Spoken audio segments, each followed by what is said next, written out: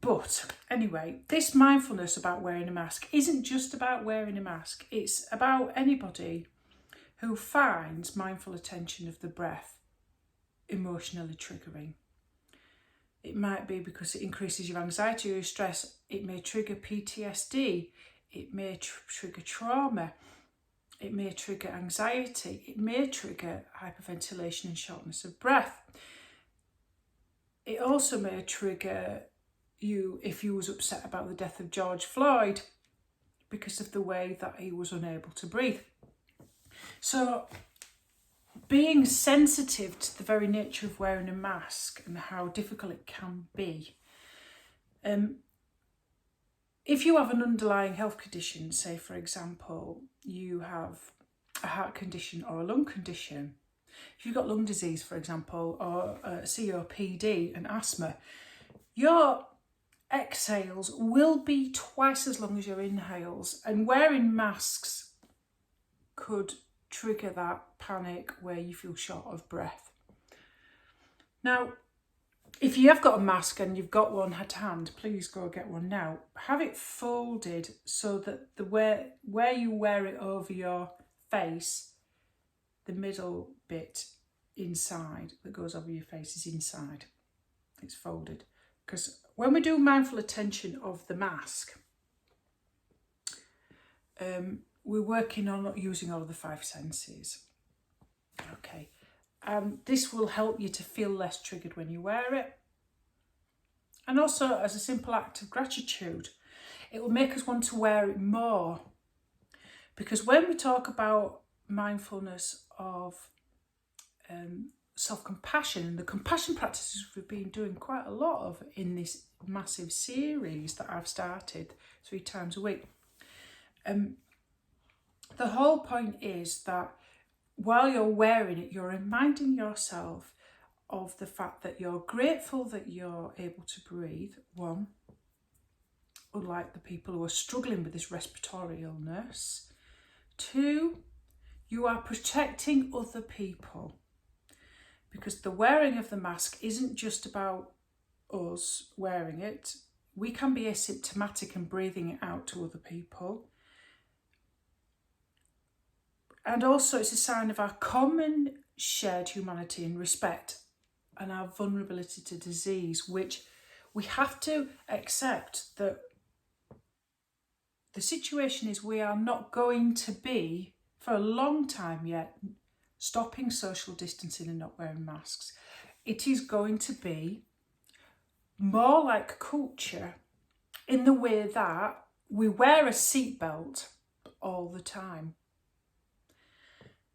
And it's a matter of respect that we wear the mask for other people. In Japan, for example, in the Far East, wearing a mask is completely respectful. It is absolutely respectful for the other person. And the moment anybody in Japan gets a cold, they wear them. And they wear them a lot on public transport and they wear them out in public.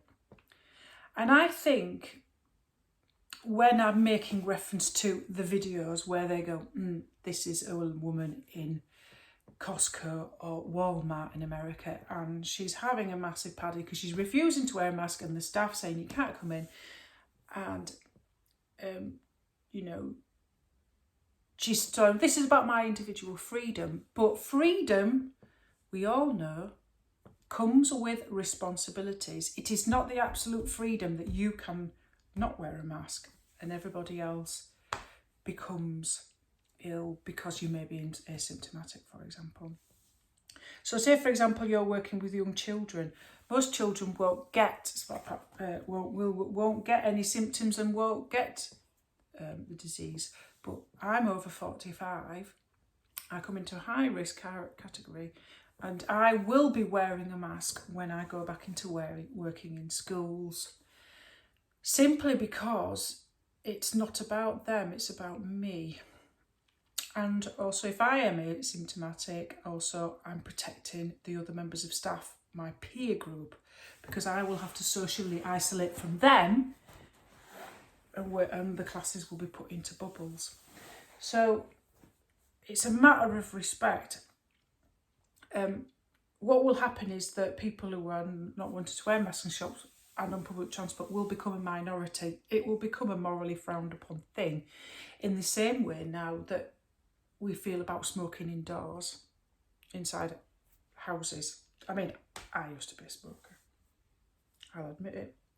And then I became the evangelistic smoker.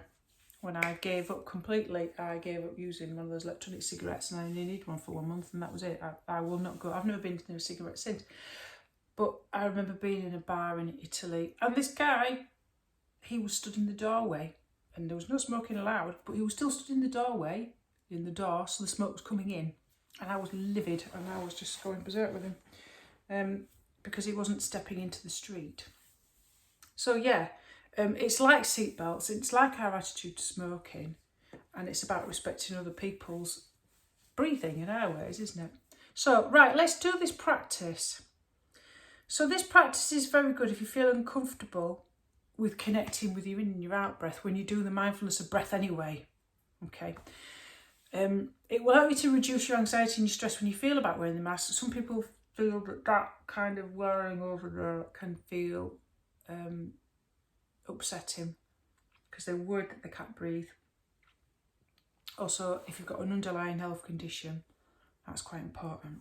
So, presuming your hands are washed, this is a practice that you can do. So, I have my folded mask, so I'm in my seated position, and we're going to use all the 5 senses with the awareness of the mask. Now, remember, if you are being triggered when you wear the mask, what are your resourcing tools? Okay. If your breathing is your trigger, then we notice our feet and our hips, the ground, our hands. Okay. We can direct ourselves to something pleasant in the room, look at something else. Okay, we can direct ourselves to different sounds. We can remember we've talked about using our resourcing tools. My favourite resourcing tool is centre, ground. Feel the feet on the floor, furthest away from my head. Okay, give me monkey mind something to do. My feet on the floor is the banana. Okay, right. So your mask is folded in half. So the bit that touches your face is on the inside. The first thing we're going to do, because we're doing it very, very slowly using all the 5 senses, is you're just going to simply look at it and just notice its appearance. Look at the colour, the shape of it. Notice anything that you can use to describe it, such as adjectives. Okay. And just really focus on that appearance, the design, anything the way that you can describe it. And just spend your time just really looking at it in terms of its visual qualities. Okay, and the next thing we're going to do is we're going to feel the texture of it. So I'm just going to put it in between my finger and thumb, and I'm just going to slowly just move around and feel the texture, the quality of it, just the tactile feeling in my fingers. And just do this nice and slowly and very, very mindfully.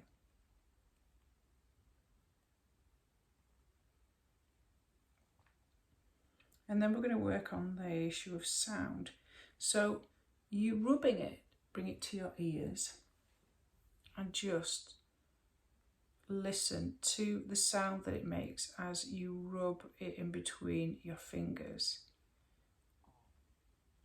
So I know it's black, it's made of material, it's got a specific shape, it's got a specific fabric texture, but slightly rough, and I can really feel the sound of it. And then we're going to slowly and mindfully place the mask on and guiding and noticing all sensations and feelings and looking at it from a point of view of visually, looking at it from the point of view of feeling it tactilely, and looking at the point of view of if any sounds that we hear, and we're just going to really focus on putting it on the whole movement and the sensation of it, and then putting it over the face. So you slowly and mindfully guide it and notice all feelings and sensations as you slowly notice it as it comes and touches your face, and as you tuck it around your ears, and just feel the sensation as you put it around your ears, and the sensation as you adjust it, and just notice where it touches your face. And just focus on the smell of it. Now I know mine's been freshly washed, so I can smell this quite strongly.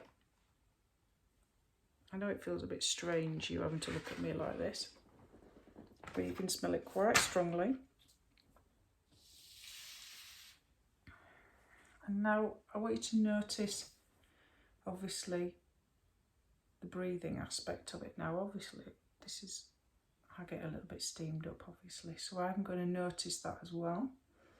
I can really feel, so breathe in and out of your nose, and I want you to notice the difference between the inhale and exhale. So you may feel the warmth of the exhale in the mask, and you may feel a sense of coolness on the inhale, and maybe even a little bit of steaming up. So just notice that sensation.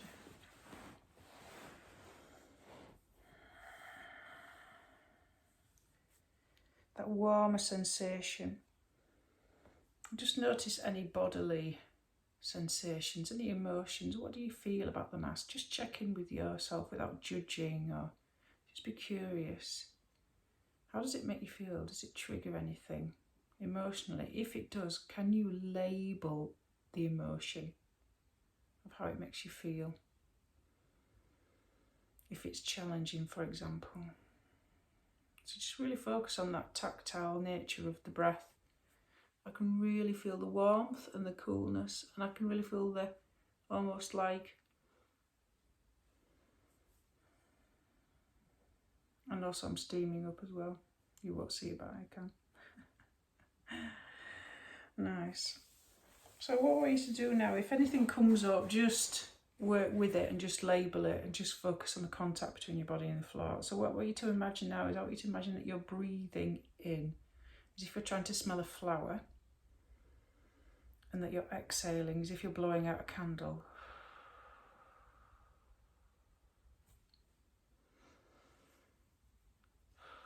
So what we're doing is we're working with the exhale, because if you purse your lips as if you're blowing out a candle, it makes your exhales longer. So imagine that you're smelling a flower, pursing your lips, and you're blowing out a candle.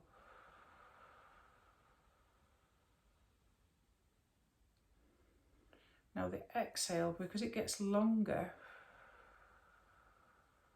what it does is it slows down your heart rate, and it triggers your parasympathetic rest, digest and repair response. So what it does is it calms you down if you're having a little bit of an anxious panic attack. It calms down the nervousness and the heart rate.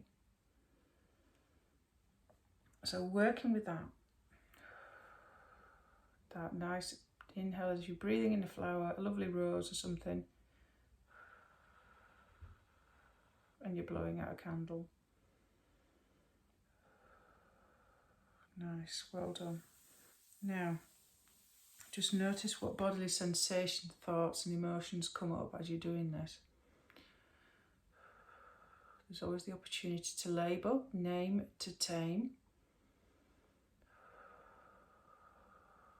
Just to focus on your hips, on the floor, and your hands, and the outline of your hands, and the skin and the contours of your hands if it's a little bit challenging. For some people it can be slightly panicky because it feels a little bit like, you know, blowing into a paper bag.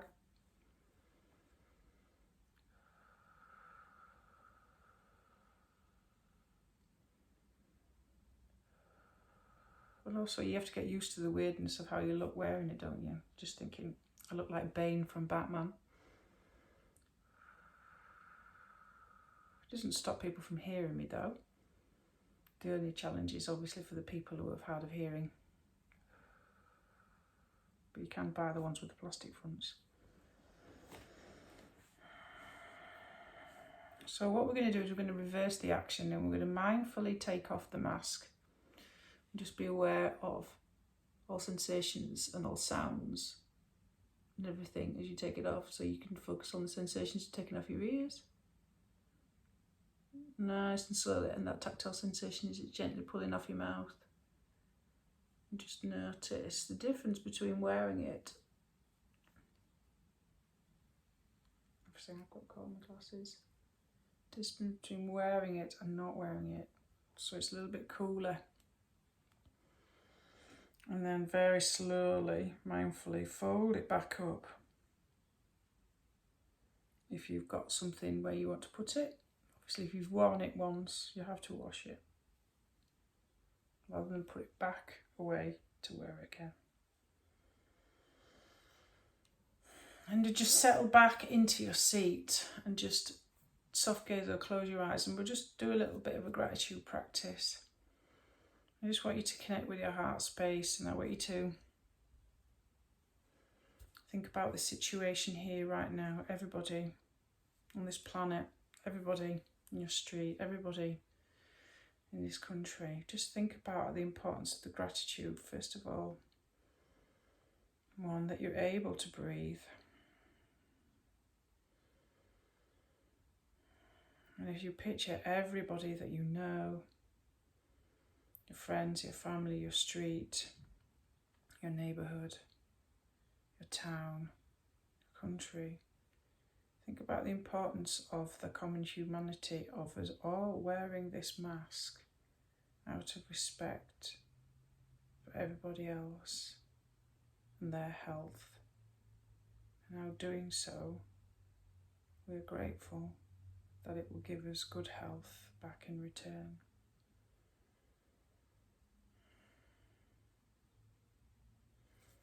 Namaste. So, common humanity, vulnerability. It's hard to take, isn't it?